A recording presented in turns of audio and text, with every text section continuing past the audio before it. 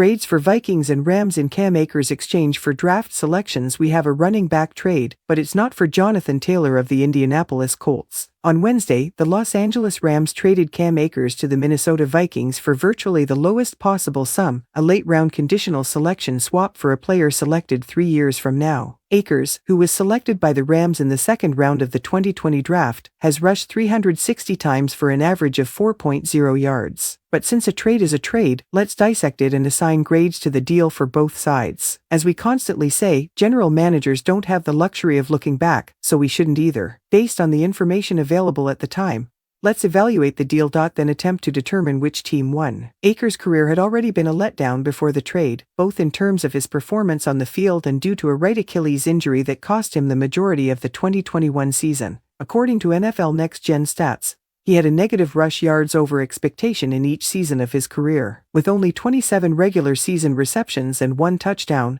he doesn't bring much to the receiving game. So why the B+ grade here? He will have competition for playing time in Minnesota from Alexander Mattison, who has carried the ball 19 times for 62 yards this season as the Vikings starting running back. In 2021, 2022, and through the first 2 games of this season, he recorded negative RYOE. Akers had a -14 RYOE and a -42 RYOE for the previous season. With Akers, there is a sliver of hope because his performance increased as he recovered from his Achilles injury. He had a +33 RYOE starting with Week 10 of the previous campaign. Akers might be a better choice than Mattison. The cost is ultimately as minimal as it can be. Paying practically nothing to obtain a starter caliber guy seems perfectly acceptable. On all the reasons I listed above, I wasn't optimistic about Akers' potential to have a big influence on the Rams. After Akers missed Week 2 due to illness, Los Angeles coach Sean McVay stated that the team was headed towards trading for him. Sunday's game was scheduled, and Akers posted, "I'm just as perplexed as everyone else,"